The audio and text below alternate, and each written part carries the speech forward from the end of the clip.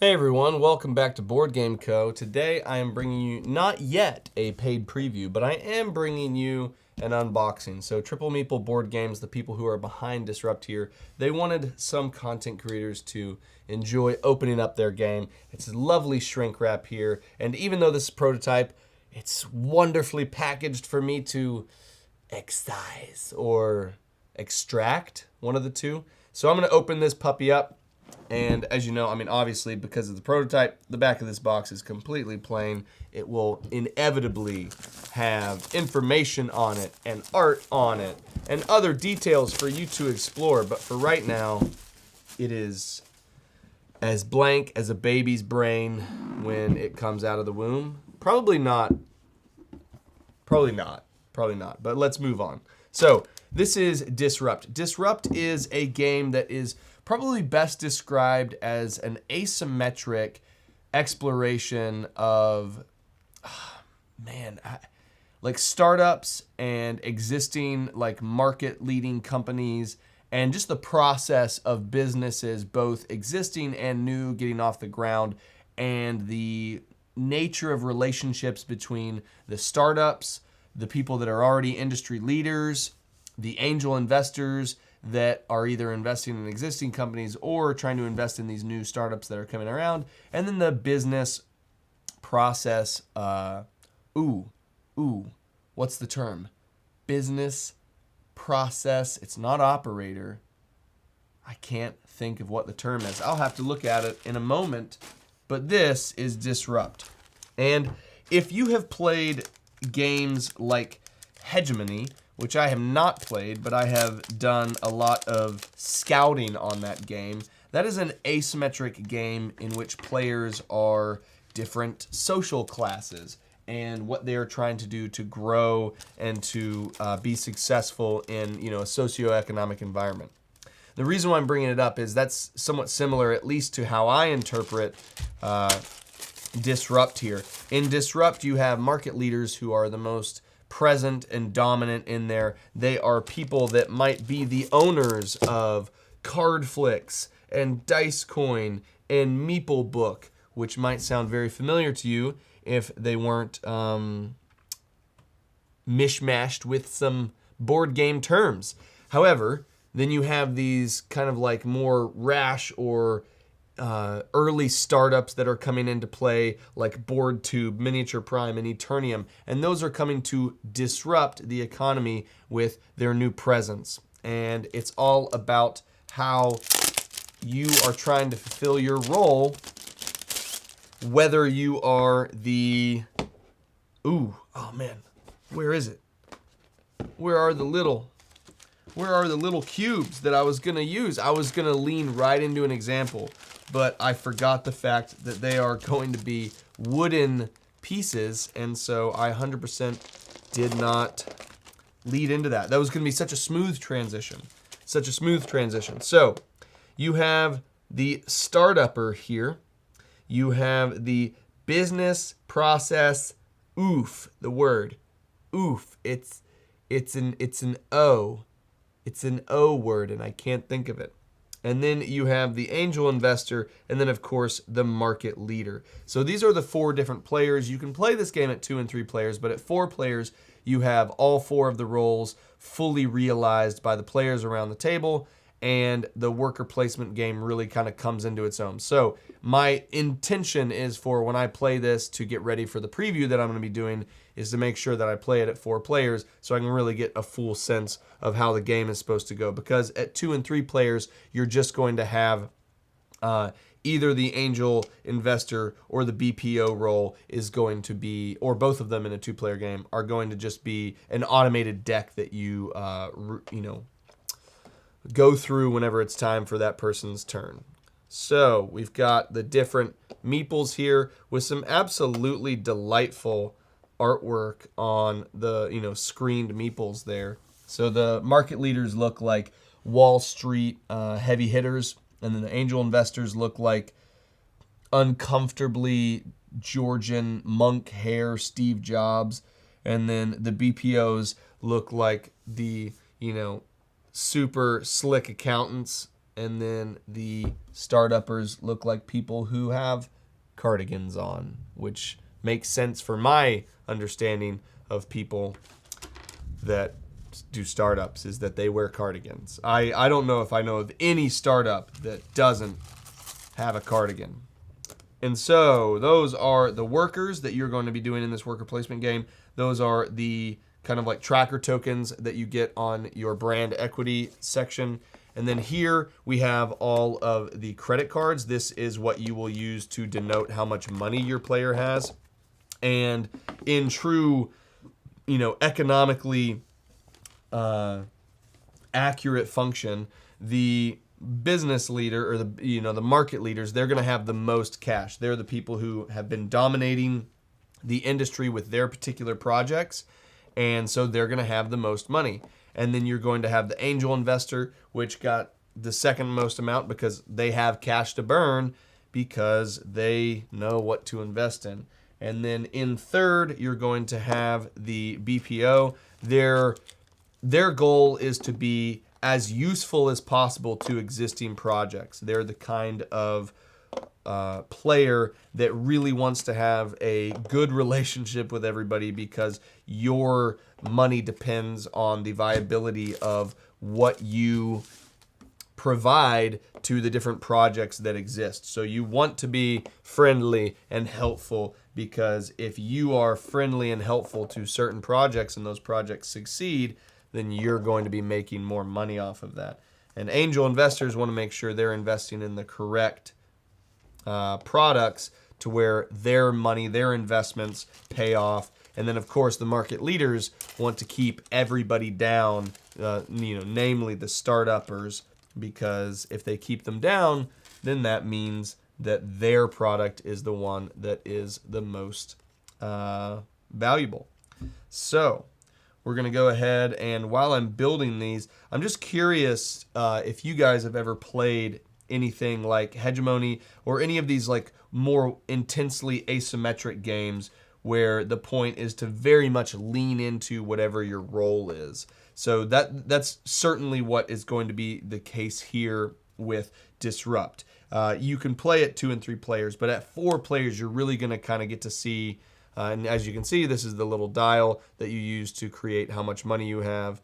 And this goes along with the market leader, Inferno Express. That doesn't seem like, an intense commentary at all on the market leaders of today's economy. And then we have the Celestial Bank, which I'm going to assume goes along with the angel investor here. So we can go ahead and get this one popped up. So these are the credit card score trackers for the amount of money that you have. So if we're talking about what is the purpose of the game, you have these project tiles here, and I'll put these off to the side so that you can see those while I'm constructing the rest of these credit card holders. And the project tiles, if you notice, there's only 3 of them. There's technically 6 projects in the game, at least in this version of the game. And as I've said, this is a prototype, so by the time this game launches, it may very well have other stuff that's been unlocked. It could even have stuff unlocked right now as you're watching this that I am unaware of, because I'm unaware of a lot of things. But the point of this is that those particular 3 projects are the ones that are up and coming. Those are the start-upper projects. And the start-upper is trying to get those fully realized. They're trying to get those particular games, You would think that I talk about board games for part of a living because I don't know how to say words otherwise. But those 3 projects are trying to get accepted within the marketplace. And to do that, you're going to need to build up its marketing, its design, and its development. In the order of design, development, and marketing. You need to obviously construct it. Then you need to build it up to the point where it's functional. And then you need to market it to the masses to where the consumer base wants it. And those are denoted by cubes in this game. And so you want to make sure that over the course of the game, you're able to build up these projects to where they have the most amount of development and design, and acceptance by people. There we go. I think that effectively shows off those dials, so I no longer need to build them. And a lot of stuff going on here. Well, I mean, not as crazy as it could be. There's definitely unboxings that could be more disrupting, to use some lingo there. So let me go ahead and get the board out here. Let me go ahead and show you kind of a little bit of what's going on. And we can get this there, we can get that out of the way. And then let me go ahead and kick this back to where it's fully visible within the frame. There we go. Devin has issues, so I'm going to get the trash out of the way. Devin has issues, but it has nothing to do with the trash in the way. Devin just has issues. So, as you can see, there are already the three projects that from the market leaders are statically on the board. And that's because they're already present. They're already in the marketplace. They're already accepted by consumers. And these projects, these new tiles that are here from the startupper, they're the ones that are having to push through. And so you're getting these tiles, you're getting these projects, and you're going to be slowly putting cubes on these over the course of the game. And these cubes, as I mentioned, are supposed to denote the design of the game, and they're supposed to denote the development of the game, and they're supposed to denote the marketing of the, I keep saying game, it's projects, like companies. So these companies, these projects are getting their design, their development, and their marketing. And then also you have the market share value, which is going to be going up or down or staying in the middle depending on how people are pushing those particular projects. And then at the end of the game, you will assign market shares based off of the projects that have the most of a particular type of design or development or marketing cube. And the more market shares something has at the end of the game, the more points that shares of that project will score. And as you can see here, there are shares of all of these different companies that will be owned by players, sold by players, bought by the public over the course of the game. Then you also have these bear and these bull tokens, which are going to be hidden on these particular project sections over the course of the game, or at the beginning of the game, and at the end of the game that will adjust the market share depending on where it's at. And then there's also secret agendas, or secret kind of like secret attributes to what a project is as to what it will gain or lose at the end of the game, and typically only the startupper knows what those are.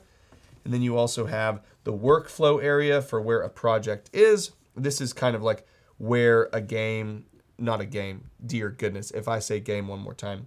The projects will technically start over here in this workflow section because, as you see, I'm guessing that actually design is blue, which we will go ahead and put there. So the design will happen first, and it will slowly progress across these sections, you know, as it also gets developed, and then as it also reaches the market where you have to market it. And then at the end of the game, you'll see how well it's competed against these existing projects. And then down here, you have where worker placement goes. So these sections here, these will hold the players. And if you have played Endless Winter or any other game with cascading worker placement benefits, this is how that game functions. Whenever you place something at the top of a section, you'll get whatever this benefit is. In this case, the market leader would be getting $1 million, and they would also be discarding any number of cards, and then they will be picking up the same number of cards to equal the amount that they discarded, and then they will go ahead and deal with market share there. And then say if another player, like this angel investor, came over and did the same, they would only move down as far as they could and not take the benefit of this last section. So they would fulfill all of these actions on this worker placement move, but not anything else. So that's why sometimes you're incentivized to go to sections that don't have other players on it, because if they have other players on it, you won't be able to get the full benefits of that particular action column. And that's where the worker placement comes into play.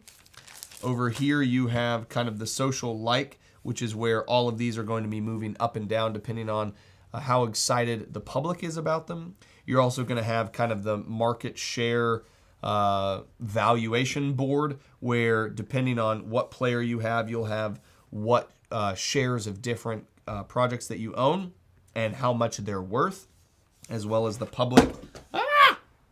I lost stuff.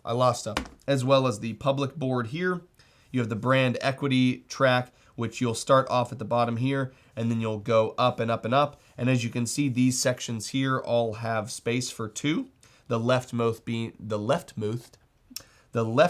being whoever has the highest in terms of that one level of track. And then as you get to this section, you have only one spot, which means as soon as someone gets to those, that particular spot is locked out. And as soon as someone gets to the top, they can't be beaten. So those give particular benefits. They also will give in-game benefits based off the amount of resources that you have. And that's kind of where this entire board is divided up. You've got your project workflow area, kind of your end game scoring based off of wherever the market share is, whatever the project secret agenda is, whether it's a bull or a bear market. You've got your events that are going to be over here. You've got your social like and your spectrum of consumer interest. You've got your worker placements here, and then you've got your market share and pricing of the shares section here, along with your brand equity track that you have, where obviously the angel investor and the market leader, they start higher, and the BPO and the startupper start lower. And that is pretty much the game. I'm just going to very quickly and aggressively punch these out because I need them punched out to be able to play them. These are all of the market shares of the particular projects, and you can purchase these from the startupper. You can purchase these from the public. The public might be purchasing these from you. And then you also have these particular black background ones are going to be where you'll have them on this social like track. These bear and bull tokens are going to be what is placed there. And then you have the secret agenda tokens, which are going to be placed once again up on these particular ones there. And so that is the last thing that I need to go ahead and pop out. And the other resources that I haven't mentioned yet are your likes, which are these thumbs, your experience, which are these teal cogs, and then your innovation, which are the yellow light bulbs. These are your resources that you can use to play cards. Everybody has got their own personal deck. That's something that I haven't mentioned yet, is that every single particular, I need my knife, and I've got my knife. So every single character or player has their own asymmetric deck, and that comes into play whenever you want to play cards and affect the state of existing projects, which is nice. And so that is what this deck is separated out into. There is the startupper hand. Here is the market leader's hand. And then you've got the BPO right here. And then you've got the angel investor right there. And then you've got the event deck right here. And then, of course, you've got some lovely player reference cards, which tell you about the game rounds, all 6 of them, along with how each one functions, and then how final scoring goes in the game. Those are all the components. You've got your market share cubes, your design, your development, your marketing cubes. You've got your shares that are purchasable. You've got your reminders and markers on the like track. You've got your worker placement, people, and their associated credit cards that mark how much millions they have. And then you have their little tokens, which will go on the brand equity track. You have their personal decks, you have the resources, and then you have the project tiles. And that's it. That's what the game's got. That's all you need. And I will be playing this so that I can give you guys a Board Game Co. paid preview. And I will see you in the next one. If you have any questions, let me know. Keep in mind, this is a prototype, so some things are subject to change, like this white back to the box. And other things are subject to change, like the words of the game, to where when I keep saying game when I mean project, they're just going to change that for me. They're going to help me out there. Hope you guys have a good one. I'll see you next time. Bye.